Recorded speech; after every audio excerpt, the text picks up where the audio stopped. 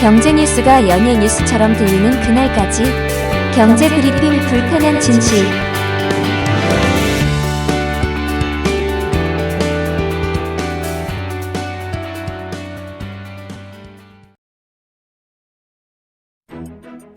경제 브리핑 불편한 진실 1월 13일 순서 시작하겠습니다. 경불진 애청자 여러분들은 실손보험 가지고 계신가요? 아마 대부분 하나쯤은 가지고 계실 것 같아요. 연령별로 차이가 나긴 하지만 국내 실손보험 가입률 70%가 넘더라고요. 대부분 가입했다라고 볼 수가 있겠죠. 그래서 실손보험, 제2의 건강보험 이렇게도 불리잖아요. 그런데 갑자기 실손보험 관련된 논란이 일어나고 있습니다. 바로 개편안 때문에요. 윤석열의 내란 사태로 국정이 거의 마비되다시피 했잖아요. 그런데 이상하게도요. 대통령 직속 의료개혁 특별위원회가 열렸다고 해요. 아니 대통령 직무가 정지 상태인데 이게 말이 되는지 모르겠어요. 게다가요. 온 국민 생활에 큰 영향을 줄 수 있는 실손보험 개혁안인데 이걸 이 시기에 내온다? 뭔가 좀 이상하다라는 생각도 들긴 하는데요. 그거는 나중에 기회가 있으면 다시 한번 알아보도록 하고요. 일단 개편안 요 관련해서도 논란이 가열되고 있습니다. 아니 도대체 이유가 뭘까요?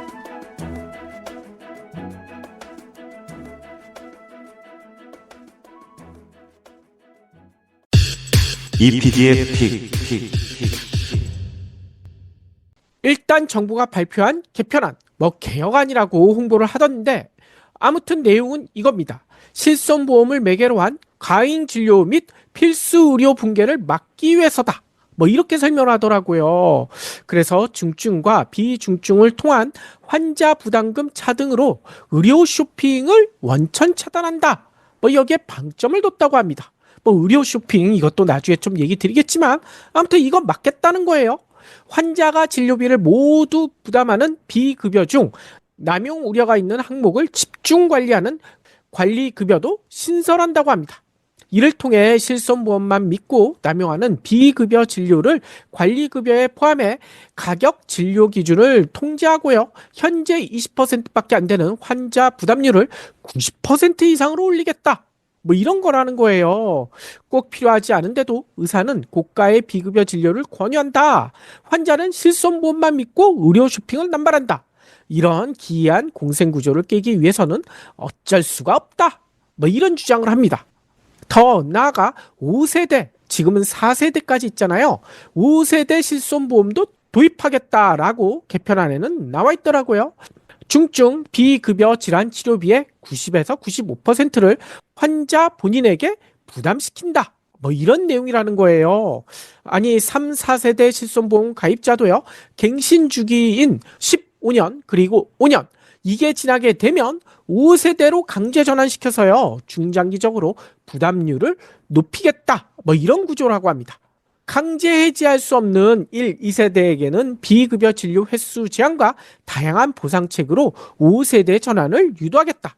그래서 대부분 5세대로 가입시키겠다. 이게 정부의 개편안이라는 거예요.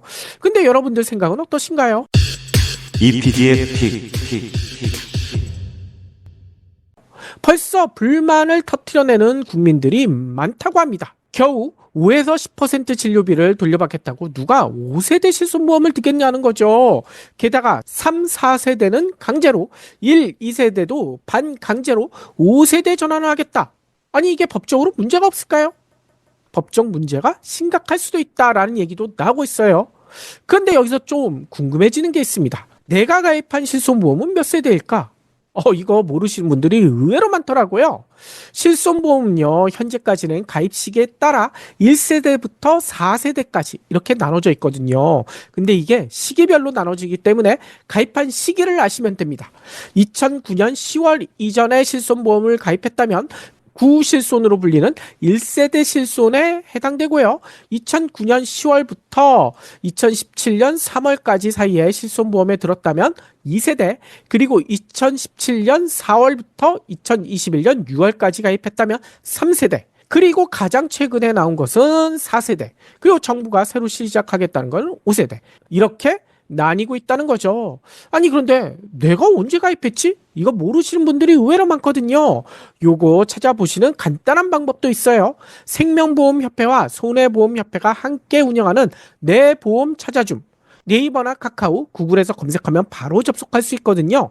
이 사이트에서 가입한 상품을 조회하면요, 가입 시기를 확인할 수 있다고 합니다. 그 가입 시기를 보면 앞서 얘기대로 1세대인지 2세대인지 3세대인지 4세대인지 알 수가 있다는 거죠. 아니, 그러면 여기서 이것도 좀 궁금하죠. 아니, 왜 이렇게 세대 구분을 할까? 이 세대 차별하려고? 바로 손해율 때문이라고 합니다. 손해율. 가장 먼저 나온 1세대 실손보험은 입원 치료비에 대한 자기부담금 얼마나 냈을까요? 보통 1세대는요, 빵원, 거의 없다는 거죠. 물론 보험료가 좀 비싸긴 하지만 자기부담금이 빵원. 물론 보험약관이 표준화되기 이전 상품이라 보험사마다 그 내용이 조금씩 다르긴 하지만 보통 한 푼도 내지 않았다는 거예요. 아니, 이렇게 되면 보험사 입장에서는 손해보기 십상이지 않나요? 실제로 실손보험의 손해율이 치솟기 시작하자 보험사는 약관 내용을 조금씩 손봐서 새로운 실손보험을 내놓기 시작했다는 거죠. 자기 부담금 비율, 보장 한도, 내용, 그러니까 담보 이런 것들을 달리했다는 거죠. 모든 보험사의 실손보험 약관이 동일해진 2세대부터는요, 자기 부담금 제도가 도입되기 시작했다고 합니다. 이때부터 입원 치료비의 일정 비율을 본인이 부담하게 만들었다는 거예요. 자부담은 늘어났지만 1세대에 비해 보장이 확대된 부분도 있습니다. 1세대에서는 면책 대상이었던 통원, 한방 치료비, 그리고 질병으로 인한 치과 치료비도 건강보험의 급여 부분에 해당한다면 보상을 받을 수 있게 됐다는 거죠. 또 퇴원할 때는 처방 약제비를 입원 의료비로 간주해 보상 한도에 대한 부담도 적어졌다고 해요. 다만 1세대 실손보험에서 40%를 보상했던 외국 의료기관의 진료비는 면책 대상 혜택을 받을 수 없게 됐다는 거죠. 이 내용은 2세대부터 현재 판매되고 있는 4세대까지 동일하다고 합니다. 그러면 3세대는 어떻게 되느냐? 3세대는 흔히 착한 실손으로 불리거든요. 아니, 이게 왜 착한 실손이지? 출시할 당시 보험료가 저렴하다. 그래서 착한 실손이다. 이렇게 내세웠거든요. 그래서 1세대, 2세대 가입자를 대상으로 3세대로 갈아타세요. 이런 전환 영업을 많이 했다고 합니다. 착하다. 가격이 착하다. 이 전환을 유도하기 위해 금융당국이 착한 실손이다. 이런 별명까지 붙였다는 겁니다. 하지만 과연 착할까요? 의문이 많을 수밖에 없겠죠. 왜냐? 올해 실손의료보험이 평균 7.5% 오르거든요. 각 세대마다 조금씩 달라요. 1세대는 2%, 2세대는 평균 6%, 그리고 4세대는 평균 13%. 어휴, 4세대 많이 오르는군요. 그러면 착한 실손인 3세대는 얼마 오를까요?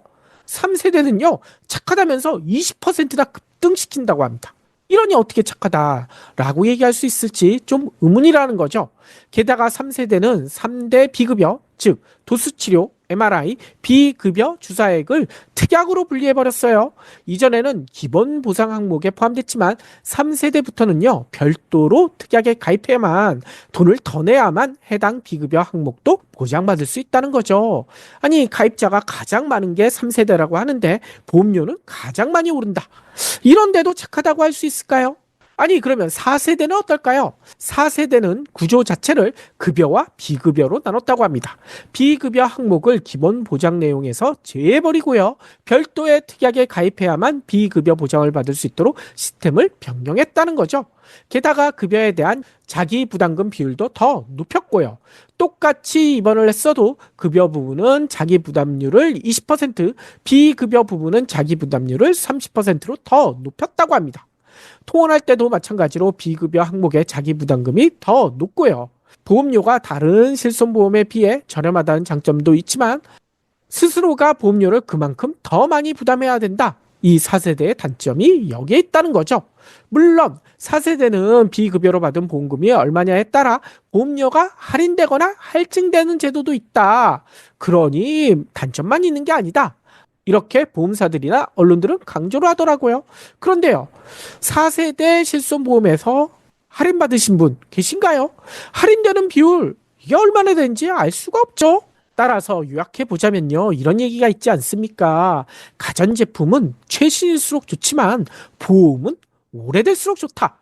왜 이렇게 얘기하는지 알 수 있을 것 같아요. 물론 상황에 따라 다르겠지만요. 일반적으로 실손보험도 과거 세대 보험이 훨씬 더 유리해 보인다는 거죠. 특히 1세대, 2세대 실손을 냈던 분들은 나이가 들었을 때 제대로 써먹으려고 비싼 보험료, 상대적으로 보험료는 좀 비쌌거든요. 하지만 앞서 얘기 드린 것처럼 나이 들었을 때 거의 내지 않아도 되니 꼬박꼬박 낸 경우가 많았을 겁니다.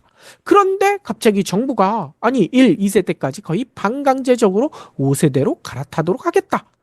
그동안 낸 보험료 생각이 날 수밖에 없지 않나요? 전체주의 공산주의 국가도 아니고 정부가 이 국가보험도 아니고 사적보험을 이렇게 강제한다고? 이게 말이 돼? 라는 볼멘 소리까지 나오고 있다고 합니다. 물론 정부가 이렇게 나서는 이유가 아예 없는 건 아니에요. 초고령화 시대가 다가오면서 보험사들의 재정 악화가 걱정된다는 거죠. 게다가 실손보험 가입자의 65%가 보험금을 받은 적이 없지만 상위 9%가 받은 보험금이 대형 4사 기준으로 약 80%인 건 문제가 너무 많다라고 지적합니다. 바로 의료 쇼핑이 남발하기 때문이다. 물론 이런 의료 쇼핑하는 사람이 전혀 없다는 건 아닙니다. 그런 사람들이 있긴 있어요. 따지고 보면 어느 정도 이해할 수 있는 상황도 있지 않나요? 우리가 실손보험을 가입할 때 젊었을 때부터 도움받으려고 하나요? 앞서 언급한 것처럼 나이가 들었을 때 병원비가 많이 나올 수밖에 없으니 이때 걱정해서 대부분 가입하지 않습니까? 실손보험 혜택 젊은 사람들은 거의 대부분 안 받잖아요. 나이가 들었거나 아니면 갑자기 큰 병에 걸렸거나 이런 사람들에게 집중될 수밖에 없습니다. 건강한데 실손보험 혜택 받을 리가 없잖아요. 게다가 의료 쇼핑에 대한 말에 대해서도 생각해 볼 필요가 있을 것 같아요. 보험 재정 악화를 거론할 때마다 1년 365건 병원에 들린 환자를 예로 들며 비난을 하거든요. 물론 이 해당 환자가 진짜 의료 쇼핑을 했을 수도 있어요. 쇼핑을 하듯이 이 병원 저 병원 다 찾아다닐 수도 있습니다. 하지만요. 우리 주변의 어르신들 보세요. 나이가 들면 한 군데만 아픕니까? 그게 아니잖아요. 예를 들어 숨이 너무 차가지고 병원에 갔더니 내과에선 진단이 안 나와. 신경과 가보래요. 신경과 가봤더니 거기서도 제대로 안 나와. 그래서 MRI도 찍고 여러 진료과를 돌아다니지 않습니까? 한 군데에서 해결이 안 되기 때문에요. 그러다 보니 병원 처방 건수가 늘어날 수밖에 없는 경우들도 의외로 많거든요. 이런 점을 감안하면 정부가 인센티브를 주겠다고 하지만 1, 2세대가 자발적으로 5세대로 넘어갈 가능성은 매우 적어 보인다는 겁니다. 웬만한 인센티브엔 넘어가지 않을 것 같아요. 게다가 이 1, 2세대 드신 분들은 좀 나이 드신 분인데 자칫 이거 제대로 파악하지 않고 5세대로 그냥 넘어가지 않을까 이런 염려도 들고요. 게다가 이런 지적을 할 수밖에 없죠. 보험사 이게 국가기관이 아니잖아요. 사적보험 아닙니까? 이 사적보험사의 손해를 왜 소비자에게 부담 지느냐는 거예요. 이게 말이 되냐? 이런 반발도 나올 수밖에 없다는 겁니다. 근데 여기서 재미난 점이 있어요. 정부가 실손보험 손해율이 너무 높다면서 5세대 개편을 주장했잖아요. 실제로 실손보험 손해율은 매우 높긴 합니다. 따라서 이 실손보험을 팔고 있는 우리나라 대부분 보험업계 실적이 덩달아 나빠질 수밖에 없겠죠. 나빠야 정상 아닙니까? 정부가 이렇게 반강제를 쓸 정도라면 말이죠. 그런데요, 지난해 9월까지 생명보험 22개, 손해보험 31개, 이들 우리나라 국내 보험사들의 단기 순이익이 얼마나 됐을까요? 이렇게 실손보험에서 손해를 많이 보는데 단기 순이익은커녕 단기 손실 아닐까? 라고 생각하시는 분들도 계실지 모르겠는데요. 우리나라 보험사들의 단기 순이익은 무려 13조 3,983억 원. 13조 원을 넘게 벌었어요. 전년 동기 대비 1조 5,624억 원. 경제가 이렇게 나쁜데도 1조 5천억 원을 넘게 더 많은 순이익을 올렸다는 겁니다. 이 증가율이 13.2%나 돼요. 이 때문일까요? 우리나라 보험업계 1인 삼성생명과 삼성화재는 이런 발표까지 했어요. 연봉의 34%에서 50% 수준인 역대급 성과금을 지급한다고 합니다. 실손보험 손해율 때문에 재정 악화라면서요. 근데 역대급 성과급? 기가 막히지 않습니까? 근데 보험사들만 이럴까요? 지난해 윤석열이 일으킨 의료 사태로 인한 비상진료체계 지원으로 건강보험 재정이 매우 악화될 것이다 라는 얘기가 많이 나왔었잖아요. 근데 실상을 따지고 보니까요. 건강보험 재정은요. 1조 7,244억 원 단기 수지 흑자를 냈다고 합니다. 보험사들도 떼돈을 벌고 있고 건강보험 재정도 남아돌고 있다는 거예요. 그런데도 국민들이 의료 쇼핑한다면서 실손보험 혜택을 줄이려고 하다니 이래저래 국민들 지갑만 털리고 골병이 나고 있습니다. 하루라도 빨리 내란 사태가 종결돼서 이 실손보험 개편안부터 다시 개편을 해야 되지 않을까요?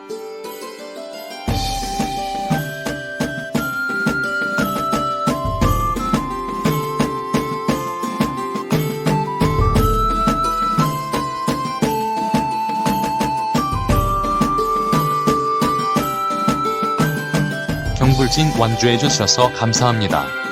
하트 투척, 댓글 남기기, 링크 공유, 계좌 후원 등 경불진 2PD에게 힘을 보태주세요. 더 좋은 내용으로 보답하겠습니다.